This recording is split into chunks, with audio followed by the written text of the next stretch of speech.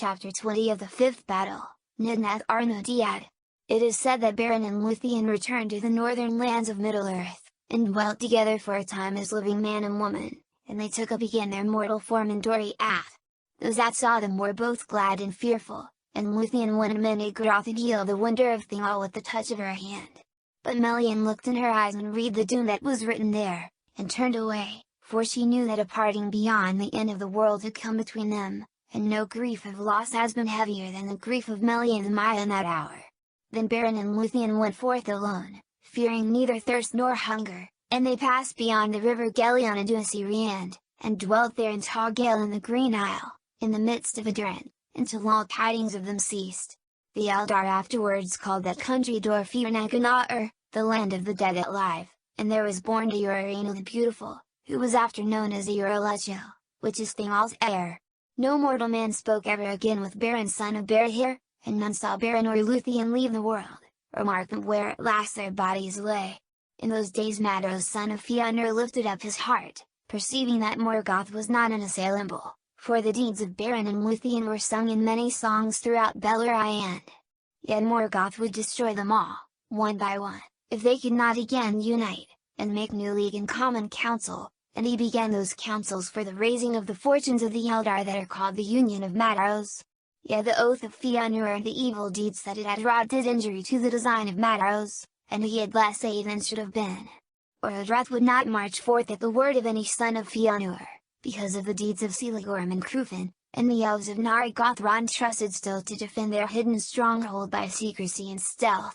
Thence came only a small company, following Gwander son of Gillen, a very valiant prince, and against the will of Orodreth he went to the northern war, because he grieved for the loss of Galmer his brother and the dagger Brogwalak. They took the badge of the house of Fing-Alfin, and marched beneath the banners of Fingon, and they came never back, save one. From Doriath came little help. For Matros and his brothers, being constrained by their oath, had before sent to Thingol and reminded them with haughty words of their claim, summoning him to yield the Silmaril, or become their enemy. Melian counselled them to surrender it, but the words of the sons of Fëanor were proud and threatening, and Thingol was filled with anger, thinking of the anguish of Luthien and the blood of Beren whereby the jewel had been won, despite the malice of Celegorm and Crufin. And every day that he looked upon the Silmaril the more he desired to keep it forever, for such was its power. Therefore he sent back the messengers with scornful words. Matros made no answer, for he had now begun to devise a league in the union of the elves, but Celegorm and Crufin vowed openly to slay Thingol and destroy his people, if they came victorious from war, and the jewel were not surrendered of free will. Then Thingol fortified the marches of his realm, and went not to war, nor any out of Doriath save Mablung and Beleg, who were unwilling to have no part in these great deeds. To them Thingol gave leave to go, so long as they served not the sons of Fëanor, and they joined themselves to the host of Fingon. But Matros had the help of the Nagarim, both in armed force and in great store of weapons, and the smithies of Nograd and Buligos were busy in those days.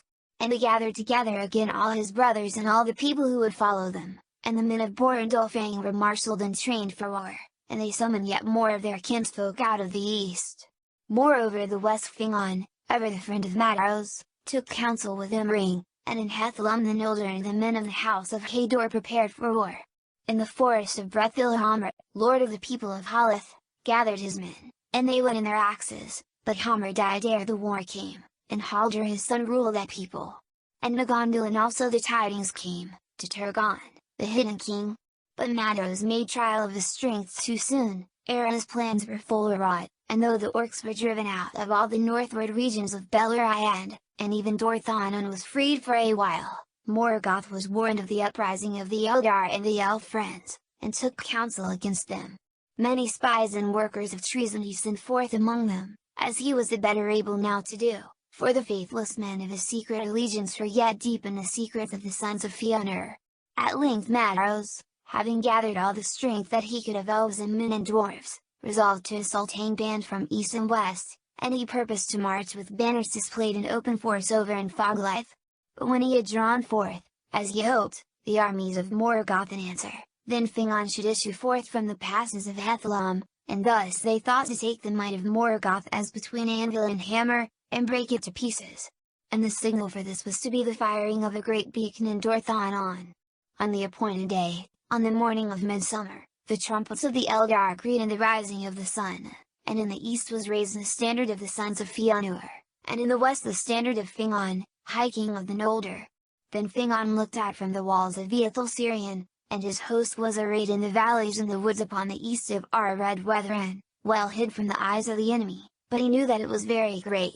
For there all the Noldor of Hethlum were assembled, together with elves of the Fallows and Gwendor's company from Nargothrond, and he had great strength of men. Upon the right were the hosts of Dor-Lómin and all the valor of Hurin and Harper his brother, and to them had come Haldir of Bretho with many men in the woods. Then Fingon looked towards Thangadrim, and there was a dark cloud about it, and a black smoke went up, and he knew that the wrath of Morgoth was aroused, and that their challenge was accepted. A shadow of doubt fell upon Fingon's heart, and he looked eastwards, seeking if he might see with elven sight the dust of Infoglife rising beneath the hosts of Mados. He knew not that Mados was hindered in his setting forth by the guile of Alder the Accursed, who deceived him with false warnings of assault from Angband. But now a cry went up, passing up the wind from the south from vale to vale, and elves and men lifted their voices in wonder and joy. For unsummoned and unlooked for Turgon had opened the leaguer of Gondolin, and was come with an army 10,000 strong, with bright mail and long swords and spears like a forest. Then when Fingon heard afar the great trumpet of Turgon his brother, the shadow passed and his heart was uplifted, and he shouted aloud, Leonore! I Elder Laret Anatari, Leonore! The day has come! Behold, people of the Eldar and fathers of men, the day has come! And all those who heard his great voice echo in the hills answered crying, Ilame! The night is passing!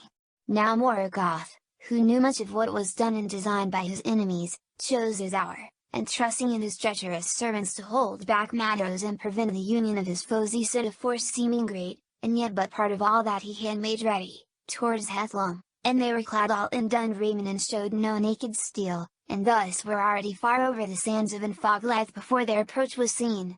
Then the hearts of the Noldor grew hot, and their captains wished to assail their foes upon the plain, but Hurin spoke against it, and bade them beware of the guile of Morgoth, whose strength was always greater than it seemed, and his purpose other than he revealed.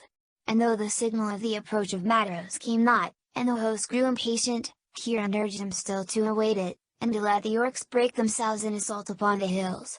But the captain of Morgoth in the west had been commanded to draw out Fingon swiftly from his hills by whatever means he could. He marched on therefore until the front of his battle was drawn up before the stream of Sirion, from the walls of the fortress of Sirion to the inflowing of Rivell at the fen of Sirich, and the outposts of Fingon could see the eyes of their enemies.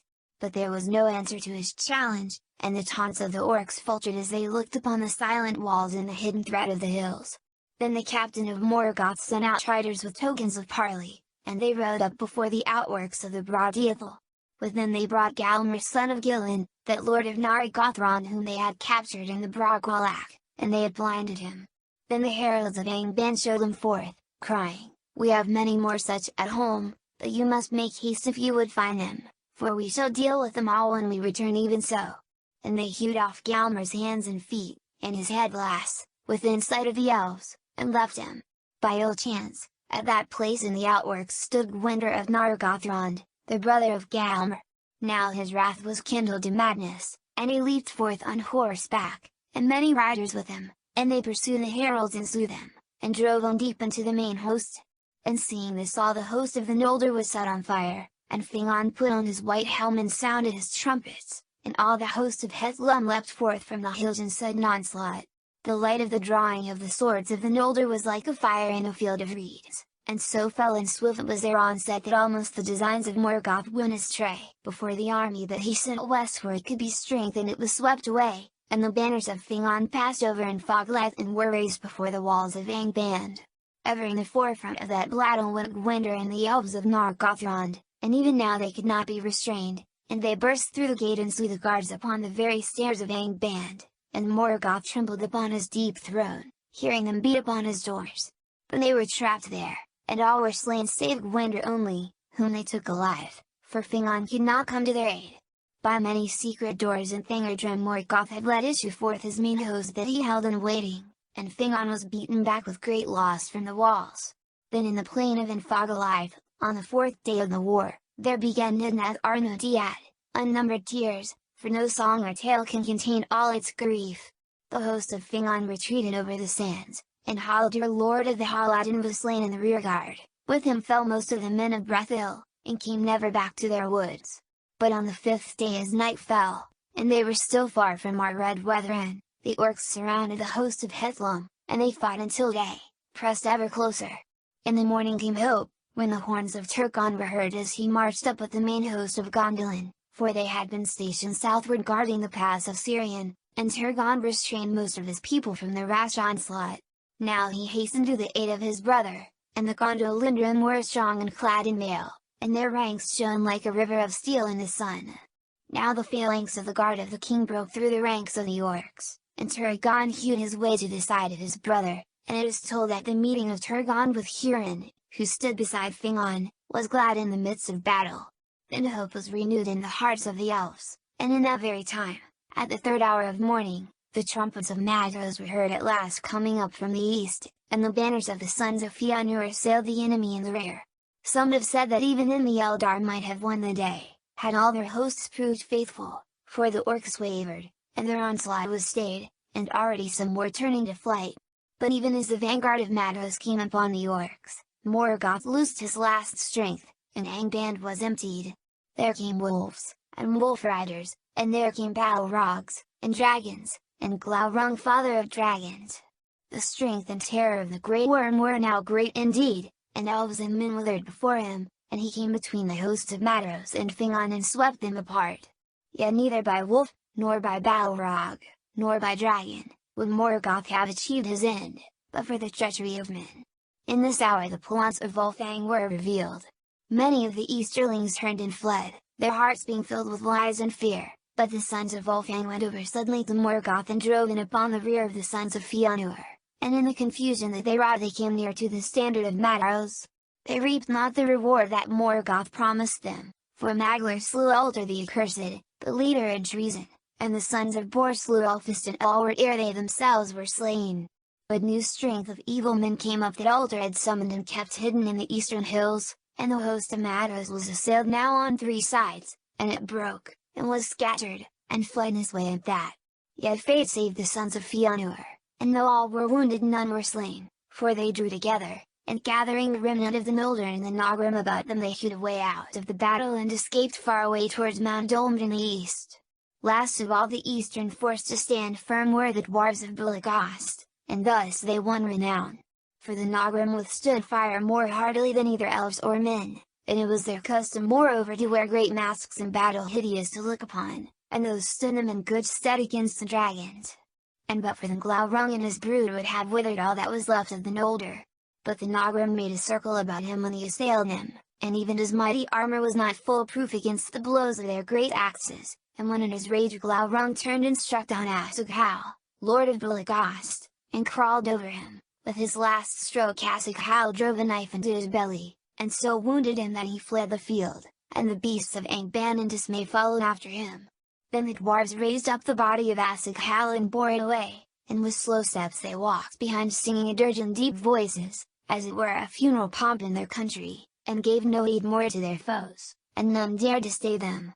But now in the western battle Fingon and Turgon were assailed by a tide of foes thrice greater than all the force that was left to them.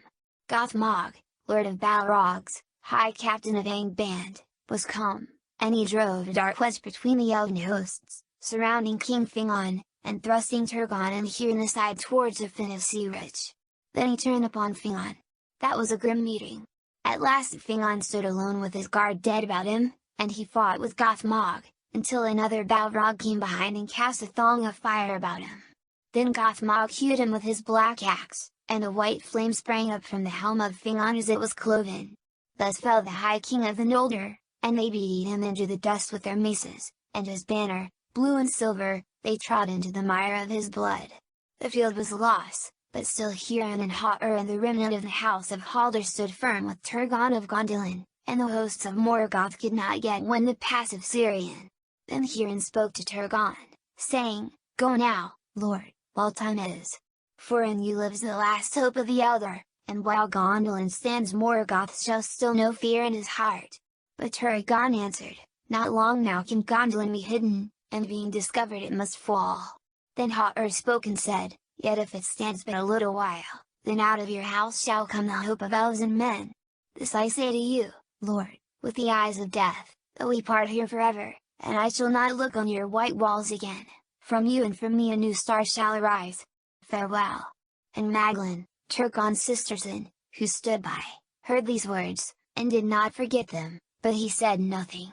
Then Turgon took the counsel of Hurin and Harper, and summoning all that remained of the host of Gondolin and such of Fingon's people as could be gathered, he retreated towards the pass of Sirion, and his captains Ecgtheoin and Glorfindel guarded the flanks to right and left, so that none of the enemy should pass them by. But the men of Dor-Lómin held the rearguard, as Hurin and Harper desired, for they did not wish in their hearts to leave the Northlands, and if they could not win back to their homes, there they would stand to the end. Thus was the treachery of Uldor redressed, and of all the deeds of war that the fathers of men wrought in behalf of the Eldar, the last stand of the men of Dor-Lómin is most renowned. So it was that Turgon fought his way southward, until coming behind the guard of Hurin and Harper he passed down Sirion and escaped, and he vanished into the mountains and was hidden from the eyes of Morgoth. But the brothers drew the remnant of the men of the house of Hador about them, and foot by foot they withdrew, until they came behind the fen of Sirich, and had the stream of Ribble before them. There they stood and gave way no more. Then all the hosts of Angband swarmed against them, and they bridged the stream with their dead, and encircled the remnant of Hethlum as a gathering tide about a rock. There as the sun westward on the 6th day, and the shadow of our red weather grew dark, Harper fell pierced with a venom arrow in his eye, and all the valiant men of Hador were slain about him in a heap, and the orcs hewed their heads and piled them as a mound of gold in the sunset. Last of all Hurin stood alone. Then he cast aside his shield, and wielded an axe two-handed, and it is sung that the axe smoked in the black blood of the troll guard of Gothmog until it withered, and each time that he slew Hurin cried, "Ori and Shiluva! Day shall come again." 70 times he uttered that cry, but they took him at last alive, by the command of Morgoth, for the orcs grappled him with their hands, which clung to him still though he hewed off their arms, and ever their numbers were renewed, until at last he fell buried beneath them. Then Gothmog bound him and dragged him to Angband with mockery. Thus ended Nidnath Arnodiad, as the sun went down beyond the sea. Night fell in Hethlum, and there came a great storm of wind out of the west.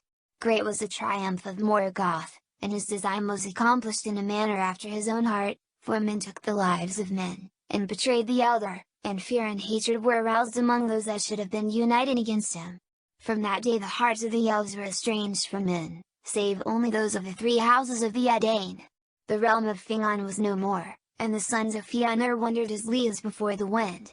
Their arms were scattered, and their league broken, and they took to a wild and woodland life beneath the feet of their Lindon, mingling with the green elves of Assyriand, bereft of their power and glory of old. In Brethil some few of the Haladan yet dwelled in the protection of their woods, and Handr son of Haldir was their lord, but to Hethlum came back never one of Fingon's host, nor any of the men of Hador's house, nor any tidings of the battle and the fate of their lords. But Morgoth sent thither the Easterlings that had served him, denying them the rich lands of Beleriand which they coveted, and he shut them in Hethlum and forbade them to leave it. Such was the reward he gave them for their treachery to Madros, to plunder and harass the old and the women and the children of Hador's people. The remnant of the Eldar of Hethlum were taken to the mines of the north and labored there as thralls, save some that eluded him and escaped into the wilds and the mountains. The orcs and the wolves went freely through all the north, and came ever further southward into Beleriand, even as far as Nantathrin, the land of willows, and the borders of Assyriand, and none were safe in field or wild. Doriath indeed remained, and the halls of Nargothrond were hidden, but Morgoth gave small heed to them, either because he knew little of them, or because their hour was not yet come in the deep purposes of his malice. Many now fled to the havens and took refuge behind Stradan's walls, and the mariners passed up and down the coast and harried the enemy with swift landings. But in the next year, ere the winter was come, Morgoth sent great strength over Hethlum and Livrast, and they came down the rivers Briton and Ninding and ravished all the Falaz, and besieged the walls of Briton Bar and Iglarist. Smiths and miners and masters of fire they brought with them, and they set up great engines, and valiantly though they were resisted they broke the walls at last. Then the havens were laid in ruin, and the tower of Brodnum was cast down, and the most part of Stradan's people were slain or enslaved. But some went aboard ship and escaped by sea, and among them was Iranian Gilgalad, the son of Fingon, whom his father had sent to the havens after the Dagor Bragwalak. This remnant sailed with Sardan south to the Isle of Bolar, and they made a refuge for all that could come thither, for they kept a foothold also at the mouths of Sirion, and there many light and swift ships lay hid in the creeks and waters where the reeds were dense as a forest. And when Turgon heard of this he sent again his messengers to Sirion's mouths, and besought the aid of Sardan the shipwright. At the bidding of Turgon Sardan built 7 swift ships, and they sailed out into the west, but no tidings of them came ever back to Bolar, save of one. And the last. The mariners of this ship toiled long in the sea, and returning at last in despair they foundered in a great storm within sight of the coast of Middle-earth, but one of them was saved by Alma from the wrath of Ase, and the waves bore him up, and cast him ashore in Nivrast. His name was Voronwe, and he was one of those that Turgon sent forth as messengers from Gondolin. Now the thought of Morgoth dwelt ever upon Turgon, for Turgon had escaped him, of all his foes that one whom they most desired to take or to destroy. And that thought troubled him, and marred his victory, for Turgon of the mighty house of Thingolfin was now by right king of all the Noldor, and Morgoth feared and hated the house of Thingolfin, because they had the friendship of Alma his foe, and because of the wounds that Thingolfin gave him with his sword. And most of all his kin Morgoth feared Turgon, for of old in Valinor his eye lighted upon him, and whenever he drew near a shadow had fallen on his spirit, foreboding that in some time that yet lay hidden, from Turgon ruin should come to him. Therefore Hurin was brought before Morgoth, for Morgoth knew that he had the friendship of the king of Gondolin, but Hurin defied him, and mocked him. Then Morgoth cursed Hurin and Morwen and their offspring, and set a doom upon them of darkness and sorrow, and taking Hurin from prison he set him in a chair of stone upon a high place of Thingardrim. There he was bound by the power of Morgoth, and Morgoth standing beside him cursed him again, and he said, "Sit now there, and look out upon the lands where evil and despair shall come upon those whom thou lovest. Thou hast dared to mock me, and to question the power of Melkor, master of the fates of Erda. Therefore with my eyes thou shalt see, and with my ears thou shalt hear, and never shalt thou move from this place until all is fulfilled unto its bitter end." And even so it came to pass, but it is not said that Hurin asked ever of Morgoth either mercy or death, for himself or for any of his kin. By the command of Morgoth the orcs with great labor gathered all the bodies of those who had fallen in the great battle, and all their harness and weapons, and piled them in a great mound in the midst of Infogalaith, and it was like a hill that could be seen from afar. Hodin Dingin the elves named it, the Hill of Slain, and Hodin Nidneth, the Hill of Tears. But grass came there and grew again long and green upon that hill, alone in all the desert that Morgoth made, and no creature of Morgoth trod thereafter upon the earth beneath which the swords of the Eldar and the Edain crumbled into rust.